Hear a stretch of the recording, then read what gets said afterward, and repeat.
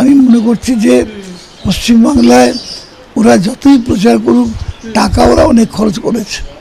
একটা আমি শুনেছি এক একজন ক্যান্ডিডেট পেয়েছে 1.5 কোটি টাকা, এক একটা মণ্ডল সভাপতি পেয়েছে 50 লক্ষ টাকা। এসব টাকা গরিব মানুষদের মধ্যে বিতরণ করার জন্য দেওয়া হয়েছিল। সেটা আমরা বলেছি, আমাদের মিটিংয়ে দাঁড়িয়ে আমরা বলেছি যদি টাকা দিতে আসে নিয়ে নেবেন, তারপর নিজের অন্তরকে জিজ্ঞেস করবেন এই টাকাটা আপনার কদিনে খরচা হয়ে যাবে, তারপরেও কিন্তু মমতা ব্যানার্জি থাকবেন, তার প্রকল্প থেকে আপনি টাকা পাচ্ছেন, আগামী দিনে পাবেন। এগুলো আমরা মানুষকে বুঝিয়েছি। আপনাদের মতো করে, তৃণমূলের মতো করে ওরাও তো মহিলা ভোট টানতে চাইছে। ওরা বলছে ক্ষমতা এলে 3000 দেবে। এবার মানুষ 1500-এর ওপরে ভরসা রাখবেন না 3000-এর ভবিষ্যৎ? সেখানে আমরা আমাদের প্রত্যেক বক্তা এক্সাম্পল দিয়ে বলে দিয়েছেন যে দিল্লিতে বলেছিল 2500, আজকে 17 মাস কেটে গেছে এখনো পায়নি। বিহারে দিয়েছিল 10,000 টাকা, সেটা ফেরত নিয়েছে।